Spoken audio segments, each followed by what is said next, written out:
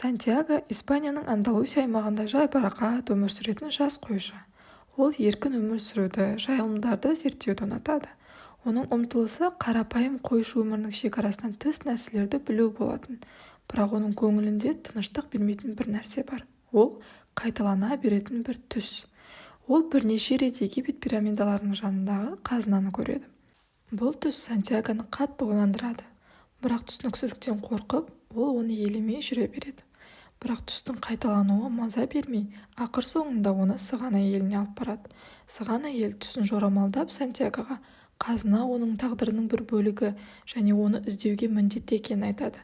Бұл жауап Сантьягоға сенімсіздік тудырса да, кездейсоқ кездескен сәлем патшасы Мелхиседектен кейін шешуін өзгертуге тура келеді. Мелхиседек Сантьягоға жеке аңыз туралы түсіндіреді. Бұл адамның өмірде жүзеге асыру керек арманы немесе тағдыры. Патша оған арманды орындамау өмірдегі ең үлкен өкініш екенін айтады. Ол Сантьягоға, егер сен өз арманыңды орындауға шын жүрегімен ұмтылсаң, бүкіл әлем саған көмектеседі дейді. Бұл сөздер Сантьягоның өмірлік көзқарасын өзгертеді. Ол ғаламның белгі беріп жатқанына сеніп шешім қабылдайды. Барлық қойларын сатады, үйреншікті өмірінен бас тартады және белгісіздікке толы, бірақ үміттендірер саяхатқа аттанады. Бұл оның алғашқы үлкен қадамы әрі бүкіл өзгерісінің бастауы болады. Сантьягоның саяхаты Африкадағы Танжер қаласынан басталады. Ол бұл жерде бірінші рет бөтен елдің мәдениетімен, тілімен, тәртібімен бетпе-бет келеді. Сантьяго алдаудың құрбаны болып, өзінің бар ақшасынан айырылады. Бұл жағдайдан кейін ол күйзеліп, ол өзін жалғыз, дәрменсіз, арманына қол жеткізе алмайтындай сезінеді. Осы қиындық оның жүрегінде күмән мен қорқыныш тудырады. Өз шешімінің дұрыстығына күмән келтіріп, Андалусиядағы бұрынғы өміріне қайтуды ойлайды. Бірақ ол үмітін үзбей, қиындықтарды қабылдап, қайтадан алға жылжуға бел буады.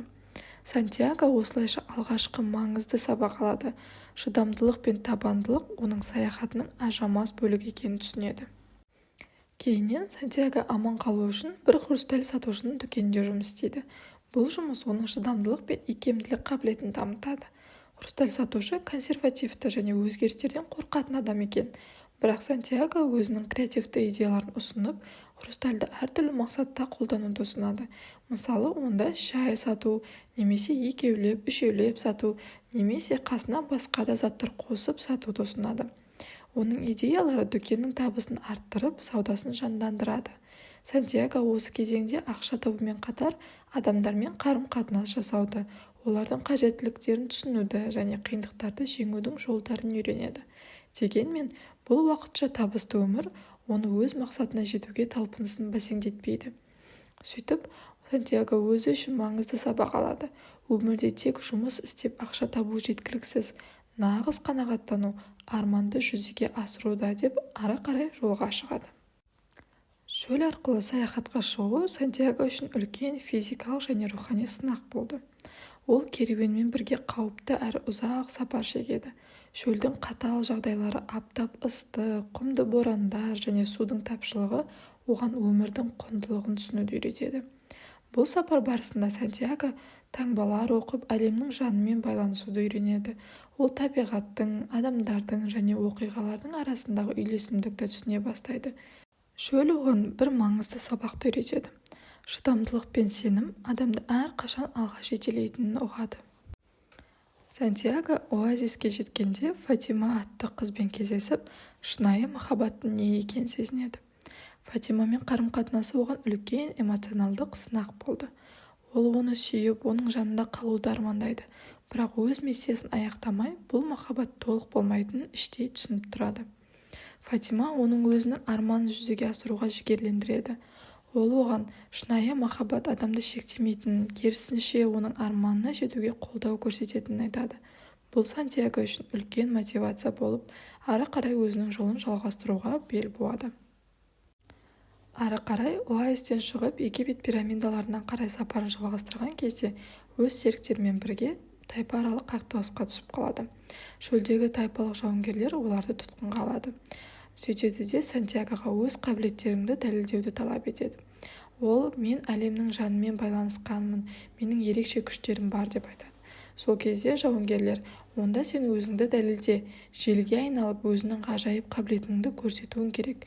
Егер мұны істей алмасаң, өлім жазасы күтіп тұр деп айтады. Бұл тапсырма Сантьягоны сан соқтырады. Бұған дейін істемеген нәрсені қалай істейтінін түсінбейді. Сантьяго бұл сынақ барысында табиғаттың әрбір элементімен сөйлесіп көруді шешеді.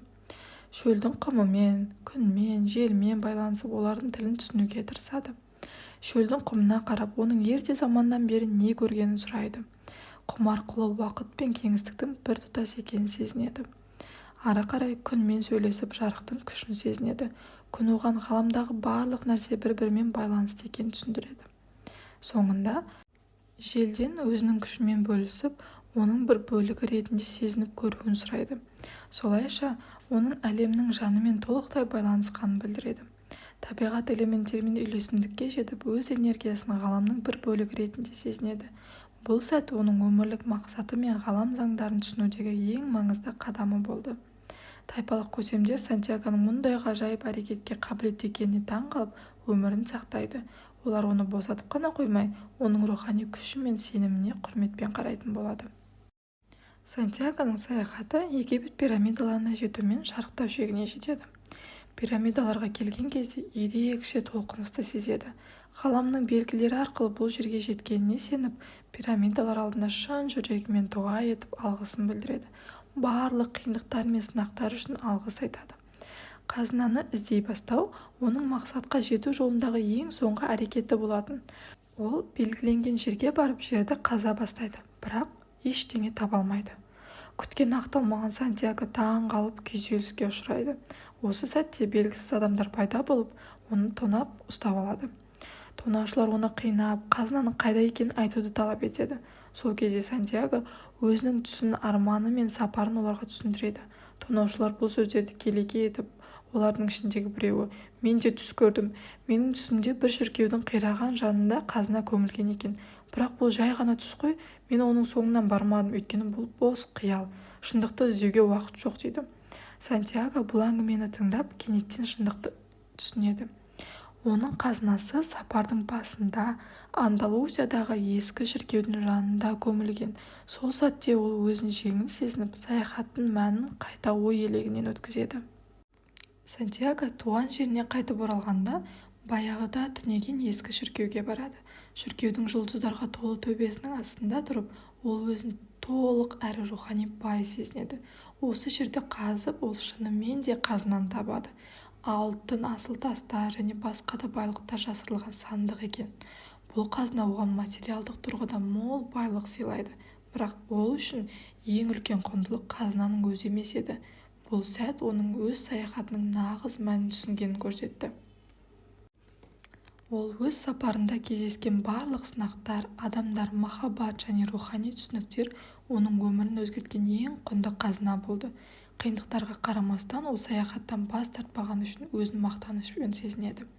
Сантьяго өз арманын орындау үшін ғаламның белгілерін қалай оқып, оларға сенуді үйренгенін түсінді. Ол өз жолында көптеген адамдарға көмектесіп, олардың өміріне әсер етті.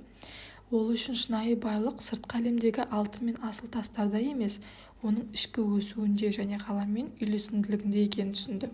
Саяхат барысында алған сабағын өмір бойы бағалайтын болады. Сантьяго қазынасын тапқан соң Фатимаға қайтып оралатынын білдірткен болатын. Шіркеу жанындағы материалды қазынаны тапқанда, ол өзін бақытты әрі толық сезінді. Ендігі оның мақсаты сүйіктісімен қауышу болатын. Роман Сантьягоның желден Фатиманың даусын естумен аяқталады.